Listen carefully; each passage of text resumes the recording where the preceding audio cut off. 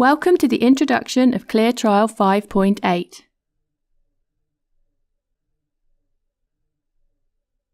Today's agenda includes a general overview of the release, a refresher of the Oracle Help Center where all release-specific multimedia content resides, a reminder of the ClearTrial best practices, the list of primary enhancements by license edition type, and an overview of the primary features and enhancements available in ClearTrial 5.8.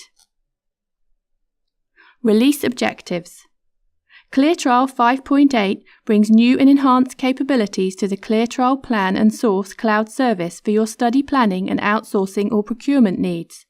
This update includes a new 5.8 cost model to upgrade your plans and user-defined templates to leverage the latest industry standard costing algorithms.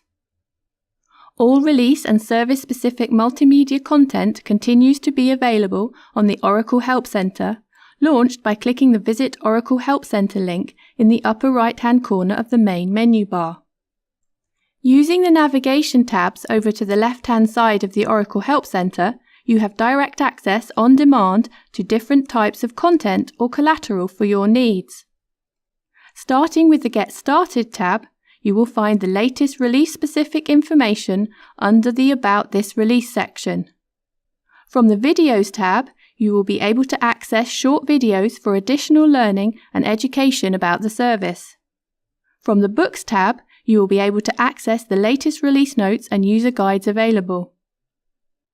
ClearTrial Best Practice Reminders.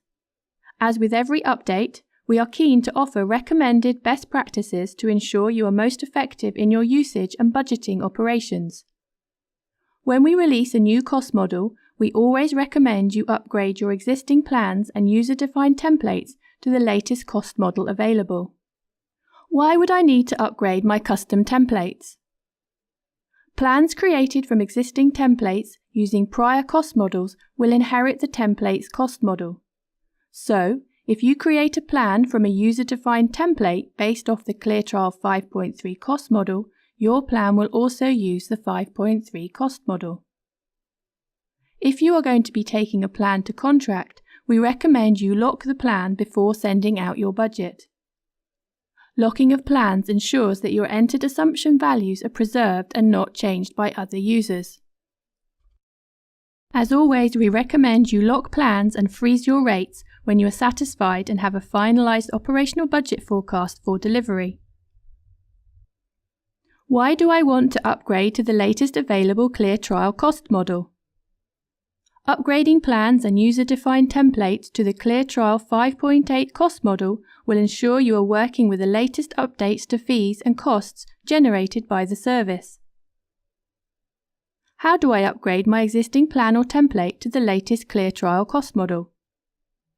Select your existing plan or template. Click on the Other Actions menu. Select Change Attributes.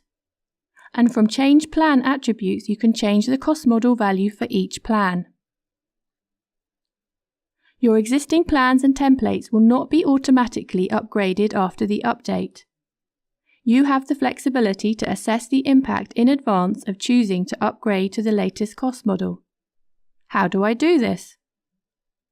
You can perform the following steps anytime. 1. From the Plan or Template List screen, select your existing plan template and click the Copy button. 2. Next, click on the Other Actions menu and select the Change Attributes menu item. 3. Change the cost model value to the 5.8 cost model at the top of the drop-down. 4. Select the original plan template and its copy and click Compare to run any of the comparison reports. Here is an example of taking my original plan and the copy I created and clicking on the Compare button to access the plan comparison reports. The following is a list of the main features in ClearTrial 5.8 by edition type, so you can quickly see which updates impact you based on the license edition purchased. As you can see, there are some features included that require direct action from those users assigned the ClearTrial System Administrator role. As an administrator, you have extensive control over the preferences that impact your environment and other users. You will want to upgrade to the Enterprise Edition of the software if you want direct access to the configurability, flexibility, and control offered to customize the ClearTrial Defined Work Breakdown Structure, or WBS, or to align to your organization. ClearTrial 5.8 includes updates to its embedded clinical intelligence. Included are updates to the MOH FDA delay defaults by location to reflect the latest industry-observed Clinical Trial Application and Ethics Committee Expected Authority Review Times for 2018.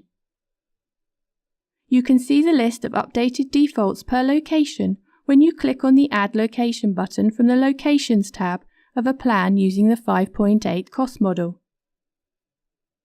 6 ClearTrial supported locations have been updated from 5.7, including 5 countries and 1 ClearTrial defined economic region.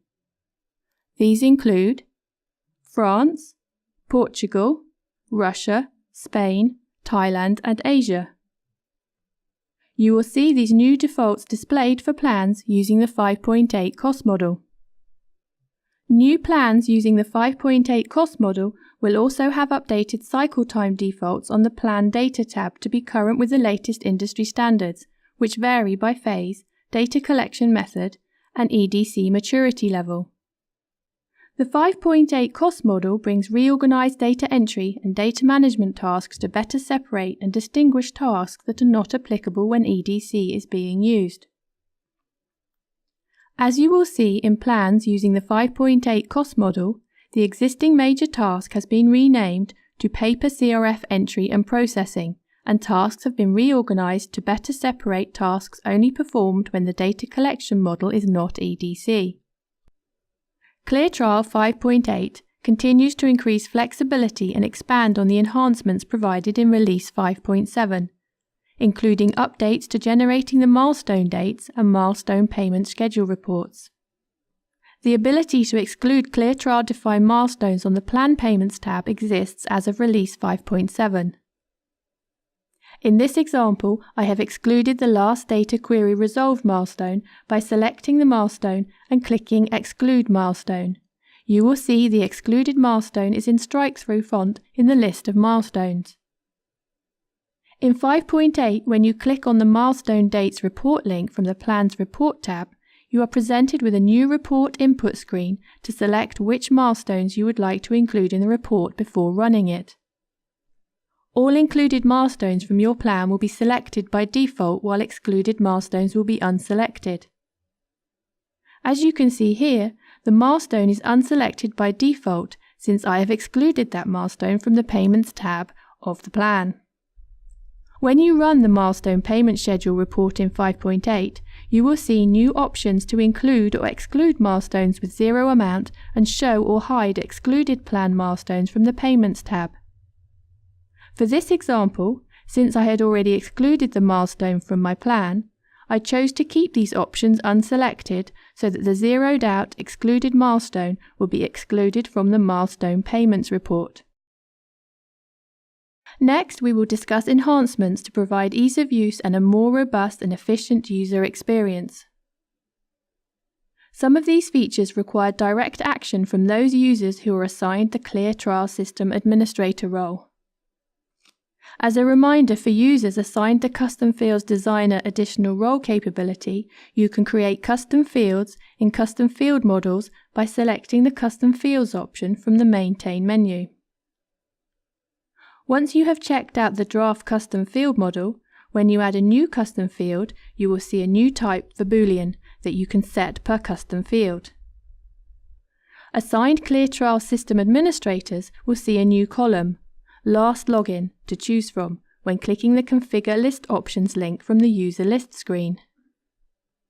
After you have selected to include the last login date, you will see the new column and the last login date added per user at your organization so that you can better manage users and delete inactive accounts. Manage your notifications in real time from your user profile. How do I edit my user profile? You can manage your user profile settings by clicking on your name in the upper right-hand corner of the menu bar. Then, on the next screen, click on the Edit Profile button.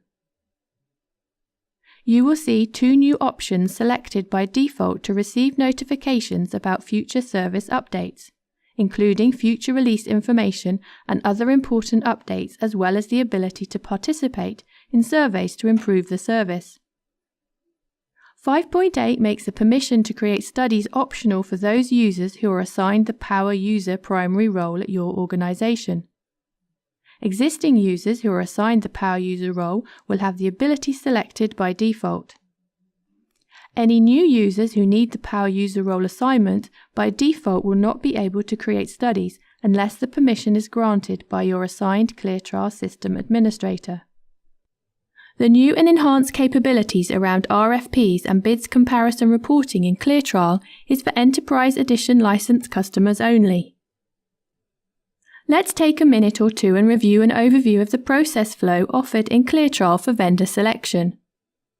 Starting off at the top, you have your ClearTrial plan. If you are using that as a sponsor to do your budget estimates or to model a plan to use as a benchmark against vendor bids that are going to be coming in, then you're already halfway there. So the first step is to create and configure the benchmark plan to align with the precise scope of work, making sure all included tasks have been assigned to the service provider for which you want to create an RFP from. Then, you simply create an RFP from your ClearTrial benchmark plan. When we say RFP, we mean a certain scope of services which may be a subset of that plan or may be the entire plan. In my example here, I have created two RFPs off of a single plan, one for clinical services and one for data management. I may choose to do this because I have special agreements in place. For example, that I'm going to get data management services from a functional service provider as opposed to clinical services which may be through a traditional CRO. So I have created my RFP, and that RFP will have a value attached to it, and it will be the ClearTrial benchmark value for that particular scope of services. Off of that RFP, you rapidly generate a bid grid workbook, including other default worksheets for the study specifications, responsibilities, and timelines, along with any other documents, such as a protocol synopsis you wish to send as part of your RFP package. You send that bid grid out to a selection of CROs. The CROs will complete the bid grid by entering only those values you have specified for them to edit, and they will send that completed bid back to you. You then import the completed vendor bid grids back into ClearTrial so you can efficiently compare the bids against each other or against the plan values from the ClearTrial benchmark plan. Here is a more detailed view of the RFP process flow. If you look over to the right, after your bids comparison analyses in ClearTrial, you either select your vendor and award the contract, or you revise the benchmark plan to align with the CRO's alternate assumptions or scenarios. If you need to revise the plan, you simply select the baseline plan with RFP status from the plan list screen, make a copy of it, and in the copy, make the changes to assumptions, configure resources, tasks, costs, etc., and generate a second RFP version along with a new bid grid to send them. Now we are going to review these steps in ClearTrial 5.8. As a reminder, the following existing additional roles capabilities must be assigned to users who need to work with RFPs and bids, depending on the permissions required. The RFP administrator capability should be granted to those outsourcing or procurement users in your organization who need to create, edit, or delete RFPs. The RFP bid reader capability can be granted for those users who simply need to view RFPs or review bids. Your assigned ClearTrial system administrator can grant these additional permissions for you if you don't have them already. After you have met internally with the stakeholders to configure your plan for use as the final operational benchmark, the next step is to create an RFP from that benchmark plan. To create an RFP from a plan, go to the Plan List screen and select the baseline plan. From the Other Actions menu, select the Create RFP option. Or you can also create an RFP from the Edit menu by selecting RFPs and clicking on the New button. Upon clicking New from the RFP list screen, you will be prompted to choose the plan from which you wish to generate an RFP for. Both workflows will take you to the Create RFP dialog, which prompts you to enter in some information, including the new bid grid file name to save to your computer, a short description, and any comments you want captured for the RFP. You will also see a new option towards the bottom of the dialog to download bid grid, included by default. Click Continue to get to the new options for downloading the bid grid. On the new Download Bid Grid dialog, you have several options to control the level of granularity, vendor editable values, and inclusion of additional worksheets in the bid grid. You can now choose to generate a bid grid at the highest level of granularity, global by major task, and have vendors enter in the total hours and total cost. Or generate a bid grid at the most detailed level by major task, and resource per location, where vendors are required to submit the unit hours and unit costs for every resource working on a task in each location. Other worksheets, including the study specifications, responsibilities and timelines, are selected by default to be included as additional worksheets in your bid grid workbook. If you need more information or help about each option, you can click on the blue question mark icon in the upper right-hand corner of the dialog, which launches the help for the dialog. With the default option selected, I generate the blank bid grid and arrive at the Bid Grid Summary tab. All blue highlighted cells in the workbook are for vendors to edit, including the required vendor name, which must be entered on this sheet. If there is a discount they would like to apply, they can apply that by entering a negative value on this sheet. Once the vendor has entered in values you have specified for them to edit on the global or location-specific sheets, this sheet will provide a summary level view of the fees and costs. On the global sheet to the right, you will see the vendor editable values you had specified when you had generated the bid grid. If you generate the bid grid by major task or cost, globally or by location, you will also see the number of units in blue, so the vendor can provide adjustments if needed in their bid. 5.8 has made the ClearTrial default mapping key editable for vendors to quickly change the values to align with their client grids in other applications. You will want to review each included worksheet before sending and enter in the required information where applicable. Starting with the first worksheet, which will always be included in the workbook, is the instructions. These are the default instructions for vendors to complete the bid grid successfully and provide quality bids. If you would like to customize the instructions for a specific CRO or RFP package, you can simply delete this worksheet and insert a custom sheet or custom sheets in any order. The next sheet contains the study specifications you would always include as part of your RFP package. Enter your contact details in the space provided at the top and review the rest of the sheet for any custom updates before sending out for bid. You will see a dash displayed for the total value for some assumptions where the global value is not a summation of the location-specific values. The next sheet contains the task ownership matrix or matrix of responsibilities for all included tasks in the study, so there is absolutely no confusion between who is assigned to do the work between you, your CRO, and if applicable, other vendors. This sheet is editable in case custom updates need to be made, and is filterable so you or your vendor can quickly see your specific assignments only. The next sheet contains all included activity milestone timelines. For each milestone, you will see the date and the number of days from the last milestone. The comments column to the right is for the vendor to enter if they have different assumptions to provide for each milestone. Here is an example of what the global sheet would look like after the vendor, Agility Incorporated, has entered in the unit hours, unit cost, and made no changes to the number of units. If they had disagreed with the number of units for any particular line item, they could adjust that as well. Here is an example of what the summary sheet looks like after the vendor has entered in values across all sheets of the workbook and is offering a $5,000 discount on labor. Your vendors send you their bids in email, and now you want to import them back into ClearTrial, so you can efficiently conduct comparison analyses. So you navigate back to the RFP list screen and select the RFP for which you want to import a bid for and click on the Import Bid button.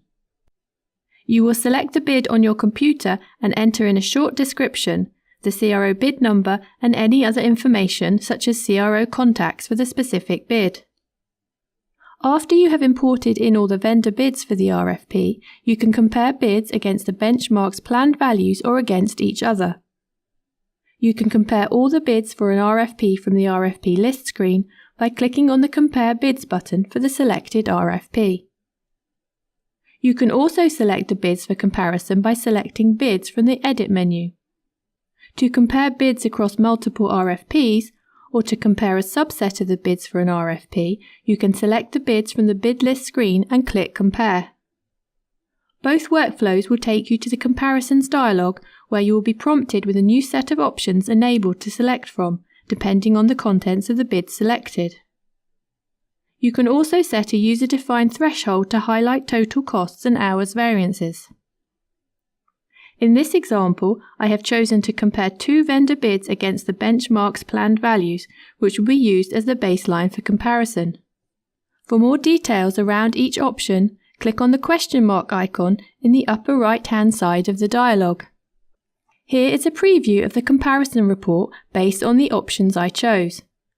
As explicitly specified in the legend up top, you will see that hours with a delta of plus or minus 10% will be highlighted in blue and costs highlighted in yellow. You will also notice a bid mapping table up top to be able to quickly identify the bids being compared.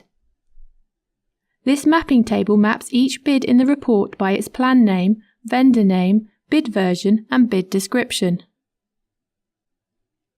For comparison ease of use in Excel, when comparing multiple bids and/or including planned values beneath the bid mapping table provided, select the row after the column headers with bid 1, bid 2 displayed, which is row 16 in the above.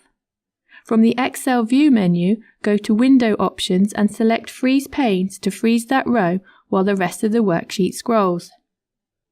In this example, I have chosen to drill down further and compare values at an even more granular level by task. I am allowed to do so because the bids I am comparing were both global, containing major tasks and tasks. I further refined the values to compare by selecting the unit cost and unit hours in addition to the other options I had selected for the first comparison, and this time I want to only see costs highlighted outside of a 25% tolerance. For this exercise, I only want to compare bid version 2 against bid version 1 and not include the planned values in the comparison. So I exclude the benchmark's planned values and select bid version 1 to be used as the baseline for comparison from the list of bids. I run the report and I can quickly see for that the pre-study visit task, preparation task, bid 2 is higher by the cost tolerance of 25%. And as suspected, above the 10% hours tolerance I had specified. You have the flexibility to change the information entered when creating an RFP any time after the RFP has been created by selecting the RFP from the RFP list screen, clicking Edit and navigating to the Details tab. Plans used to create an RFP are permanently locked and have their status set to RFP, so you can easily filter them out from the Plan List screen.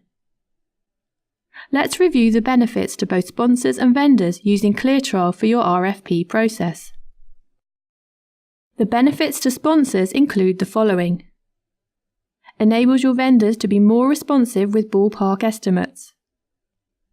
Enables your vendors to respond more quickly to requests for multiple scenarios without losing accuracy. And provides increased transparency into the assumptions, staffing and costs in a proposed approach. The benefits to CROs include the following. Enables CROs to be more responsive with ballpark estimates to their clients. Enables CROs to respond more quickly. Provides increased transparency into the assumptions, staffing and costs in a proposed approach with no additional work on the CRO's part. And it is low impact to existing operations. In conclusion, with Release 5.8, sponsor outsourcing or procurement users can manage and maintain benchmark plans, RFPs and vendor bids in one place to efficiently compare apples to apples and centralize and harvest all historical data in one place. This concludes our briefing. We hope you enjoy the new features and capabilities of ClearTrial 5.8. Thank you.